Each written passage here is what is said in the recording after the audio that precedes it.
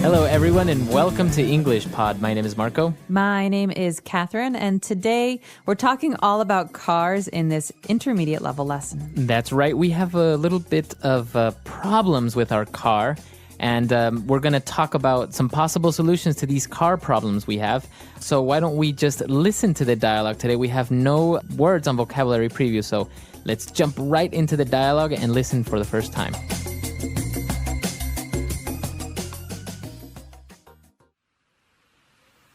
Car Trouble Center, how may I help you? My car won't start. Stupid old car. Hold on. Before you kick your car, let's go through some possible problems. Fine. Okay, first of all, can you turn the key in the ignition? Yeah, I'm here with my friend, and he thinks it may be the spark plug or the starter motor. Those are possible problems, but tell me, when you turn the key, do you hear the starter motor crank? Yeah, it sounds like it usually does when I start the car, but nothing else happens. The engine won't start. Should I maybe press the accelerator? No. If you step on the accelerator pedal, you can flood the carburetor and your car will never start. So what do you think it is? I know this may seem like a silly question, but does your car have gasoline? Yeah. Right. I got the car started. Thanks for your help. I told you to fill the tank.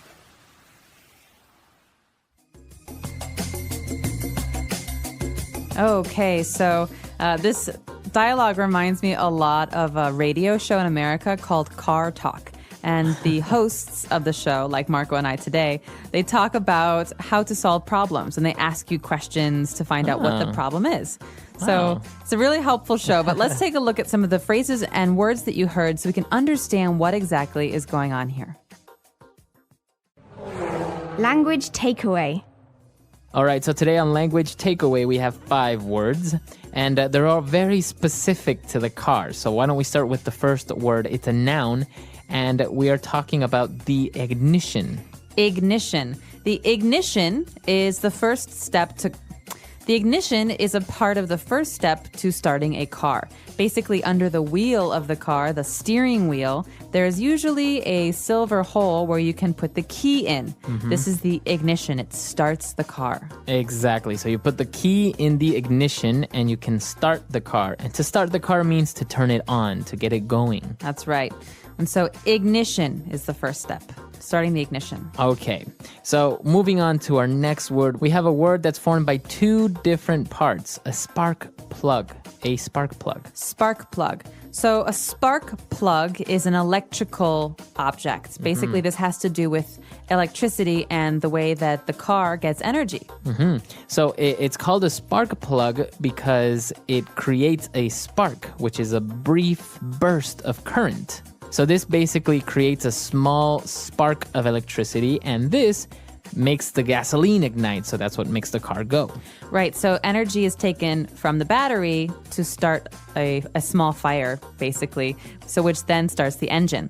Spark plug. It's a very small but very important part of a car. Very good. And moving on, we have the starter motor. Okay, to be very honest with you, I'm not a car person, so I'm not sure what the starter motor is. Maybe you can explain this to us, Marco. Okay, so basically your car runs on gasoline, right? So you put your key into the ignition and you turn it, right? This in turn sends energy to this little motor called a starter motor. And that basically gets the car going by means of an electrical current before the gasoline ignites. So it's like a little electrical motor that makes the spark plug ignite and causes some of the mechanical parts like the pistons move within the car, and then it turns on. Okay, so again, this is all about the beginning of when we turn the key in the ignition, what happens. This is a starter motor. So once we've turned the car on, we've turn the key in the ignition, we have to worry about giving the car gas. So we can control gas with the accelerator pedal. So by saying you want to give the car gas is you want to give it more energy, more power, or less energy, right? Right. So if I want to go very fast, I push my foot down on the accelerator, and the further down it goes, the faster I move. Exactly. So that's the accelerator. Now, the opposite of making the car go would make the car stop, and those are called Brakes. brakes. So Okay. on the left, we have a brake pedal, and on the right, we have an accelerator pedal. Very good. Okay, and talking about acceleration and gas, we have a very specific mechanical object, and that's called a carburetor. Okay, again, carburetor. I know that this is under the hood of my car, but I'm not sure what it does. Let's talk about this. All right, so it's not very common to have a carburetor anymore in new cars, but basically it's a small device that controls the flow of gasoline from the gas tank to the engine. And basically what it does, it makes the gasoline into a type of very thin mist, and that's what that way the gasoline can ignite easier. So the further down you push your foot on the accelerator, the wider the little gap or the hole will open on the carburetor, and that way your car will go faster. All right, very good. So that's all we've got for language takeaway today, but don't go anywhere. We'll be back in a second with Fluency Builder.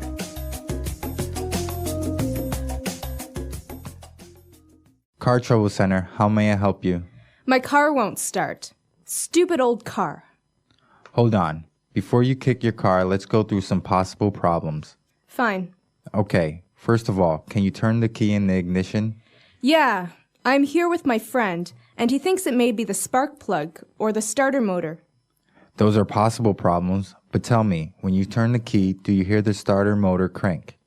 Yeah, it sounds like it usually does when I start the car, but nothing else happens. The engine won't start. Should I maybe press the accelerator? No.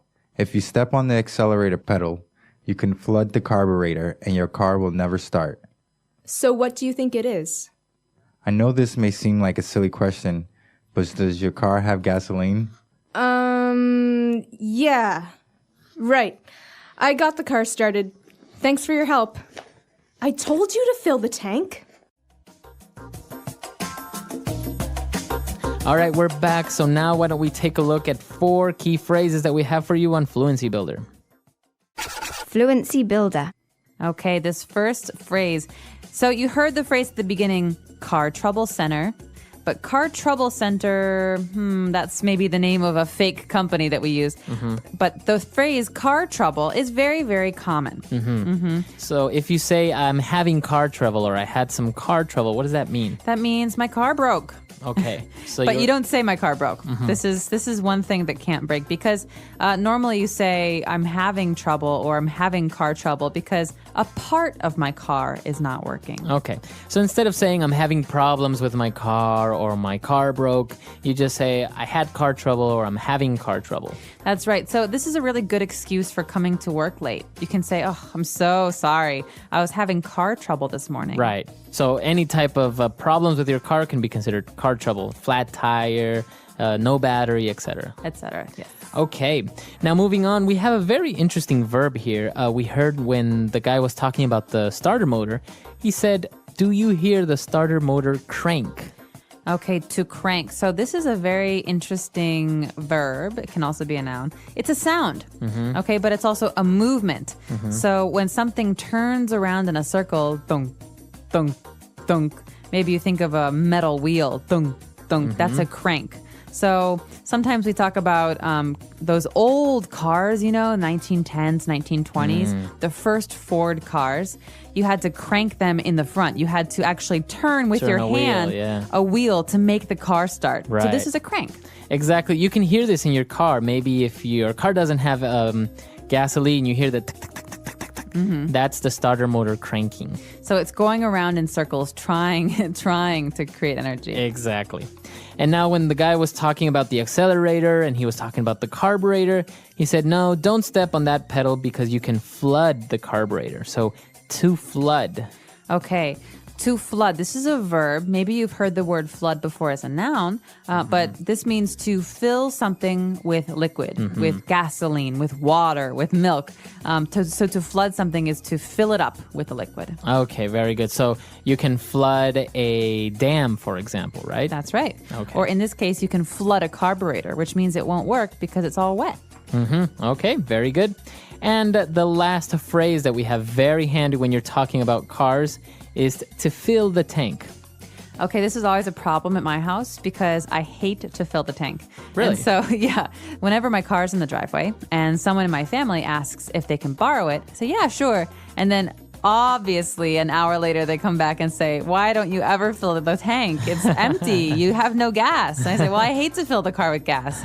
And so I always have an empty tank. So I never fill the tank. Okay, so that's what it means. To fill the tank is to have it full of gasoline. Right, to put gasoline into your gasoline tank. Okay, very good. Why don't we go back and listen to the dialogue for the last time, and we'll be back to talk a little bit more.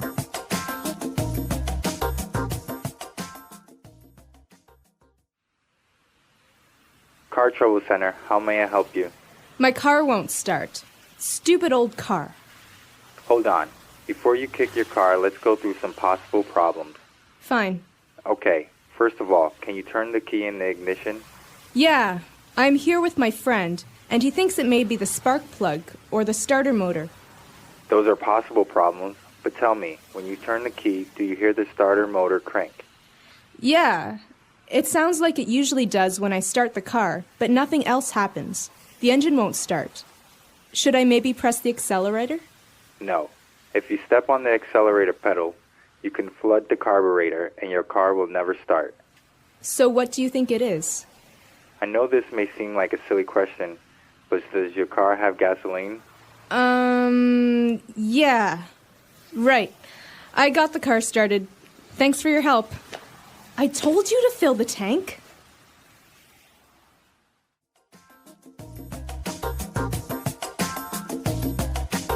All right, we're back. So, talking about cars and car trouble, I understand, for example, in some countries, when you're getting a driver's license, you're forced or obliged to learn a little bit of car mechanics. You have to learn about the engine or how to change a tire and basic things like this. That's a brilliant idea. In America, you don't have to know how to fix your car. Mm-hmm. You have to know how to pay someone to fix your car. But basically, we only learn the rules of the road. So the signs and the basic rules. Really? Yeah, but I think it would be very helpful to know how to fix a tire or how to change the oil in your car. I mean, is this a requirement in Ecuador? Yeah. When Really? when you're getting your driver's permit, your driver's license, you have to take a course which shows you the mechanics of the car, first aid course, and also basic road rules and all that stuff. But basically, because it can be something very simple, like for example, they show you where the battery is, where you can check the oil and basic things like this. So maybe the little cable from the battery just came loose, and that's why your car won't start. Yeah. So instead of you waiting for 2 hours until somebody comes and picks you up or a tow truck, you can just check very briefly basic things that can maybe go wrong in your car, and you can just go on your way. That's awesome. I Yeah. had my dad for that. You would My call dad your said, I'm not going to have a little girl who doesn't know how to change a tire or who doesn't know how to check the oil levels. So, yeah, but not everybody has a parent who will teach them. Right. No, and it's very handy because, for example, you get a flat tire. And sometimes, cars can be a little bit tricky. The wheel nuts are sometimes covered by a plastic cover, so Yeah. you don't know how to take it off. There's a special tool for that. Or the jack. Sometimes the jack is not the normal one that you have to pump up Yeah. and down. It's a little one that you have to turn a lever and you have to do this. So it's very, very useful to know these things. Absolutely. I'm curious to know if our listeners out there have experience with cars and car mechanics. And if you have this rule, like Marco says they have in Ecuador, about learning about cars before you actually get your driver's license. Yeah. Let us know on our website, englishpod.com. We hope to see you there. All right, guys. Bye. Bye.